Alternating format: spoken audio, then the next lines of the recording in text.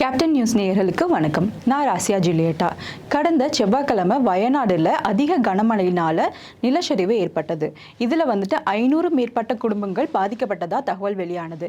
இதை தொடர்ந்து Indian army மற்றும் NDRFன்னு சொல்லக்கூடிய national defence response force and அங்கே உள்ளூரில் இருக்கக்கூடிய எமர்ஜென்சி கான்டாக்ட் எல்லாருமே எமர்ஜென்சி ரெஸ்கியூ டீம் எல்லாருமே இதில் தேடுதல் வேட்டையில் ஈடுபட்டாங்க. இதில் வெளியான தகவல் படி 300 பேர் இறந்ததாகவும் இன்னும் 200 பேரை இன்னுமே கண்டுபிடிக்க முடியல அப்படின்னே சொல்கிறாங்க. ஸோ இதில் முக்கியமாக தெரிஞ்சுக்க வேண்டிய விஷயம் என்னென்னா 2023 இஸ்ரோ வெளியிட்ட தகவல் படி இந்தியாவில் மொத்தம் 30 நகரங்களில் நிலச்சரிவு ஏற்படுறதுக்குரிய வாய்ப்புகள் இருக்குது அப்படிங்கிற ஒரு தகவல் வெளியிட்டிருந்தாங்க.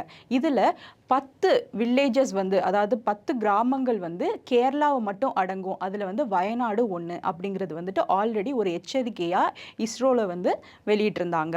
இப்போ இது போக இது நிலச்சரிவுக்கு முக்கியமான காரணம் அப்படி இன்னும் என்னன்னு பார்த்தா 3 காரணங்களாக சொல்லப்படுது. ஸோ இதில் முதல் காரணம் அப்படின்னு என்னன்னு பார்த்தோன்னா அரபிக்கடலில் வெப்பநிலை அதிகரிச்சனால மீசோஸ்கேல் லேயரில் ஏற்பட்டிருக்கிற அதிக மேகமூட்ட காரணத்தினால நம்ம ப்ரிடிக்ட் பண்ண முடியாத அளவுக்கு அதிகமான மழை பெய்திருக்கு கொஞ்ச நாட்கள்லே அப்படிங்கிறது முதல் காரணமாக சொல்கிறாங்க.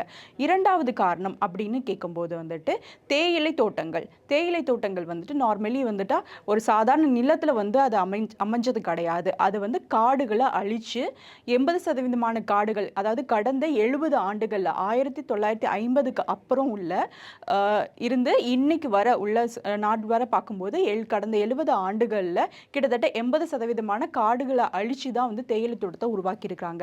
ஸோ இப்போ ஏற்பட்டிருக்க இந்த நிலச்சரிவுடைய 51% காரணம் இந்த காடுகள் அழித்து தேயிலை தோட்டங்கள் உருவாக்குனது தான் அப்படின்னு சொல்கிறாங்க. மூணாவது காரணமாக சொல்லும்போது சுற்றுச்சூழல் ஆய்வாளர்கள் என்ன சொல்கிறாங்கன்னா ஹிமாலயாஸில் இருக்கக்கூடிய மலைகள் பார்த்தீங்கன்னா சாஃப்ட் ராக்காக இருக்கும். நம்ம இங்கே உள்ள நம்ம வயநாடு சைடில் உள்ளது ஹார்ட் ராக்னு சொல்லுவாங்க. ஸோ இந்த மாதிரியான இடங்களில் நார்மலாக அவ்வளோ சீக்கிரத்தில் நிலச்சரிவு ஏற்படாது. அது மட்டும் இல்லாமல் இப்போ ஒரு மலை இந்த வெஸ்டர்ன் காட்ஸை 3 ஜோனாக பிரிச்சிருந்திருக்காங்க. அந்த 3 ஜோன்னு சொல்லும்போது Zone 1, Zone 2, Zone 3 அப்படின்னு சொல்கிறாங்க. Zone 1 சொல்லும்போது இந்த இடங்கள் எந்த ஒரு வேலைப்பாடுகளும் பண்ணக்கூடாது அப்படிங்கிற மாதிரி இருக்கும்.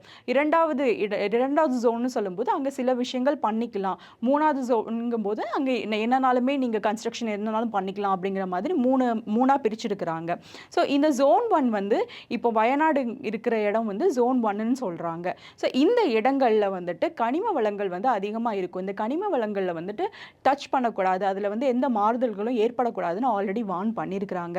பட் இங்கே கனிம வளங்களை சுரண்டுறாங்க அப்படின்னு சொல்கிறாங்க.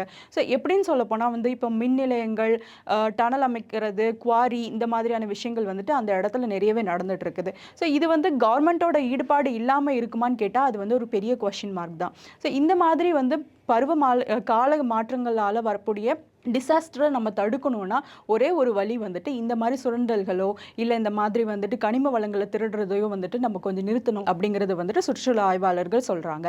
இது மட்டும் இல்லாமல் கேரளாவில் இருந்து மும்பை வர உள்ள வெஸ்டர்ன் காட்ஸ் ஏரியா ஃபுல்லுமே இந்த ஆபத்து இருக்குது இன்னுமே அப்படின்னும் எச்சரிக்கை கொடுக்குறாங்க. இது மட்டும் இல்லாமல் நம்ம தமிழ்நாட்டில் சொல்லக்கூடிய ஊட்டி, கொடைக்கானல், குன்னூர் இந்த 3 இடங்கள்லையுமே இதை போல் ஆபத்து தொடர்றதுக்கு வழி இருக்குது. ஸோ இதை தடுக்கணும்னா நம்ம எல்லாரும் சேர்ந்து தான் அந்த கனிம வளங்களை சுரண்டுறதை தடுக்கிறதுக்கு உரிய நடவடிக்கையில் ஈடுபடணும்.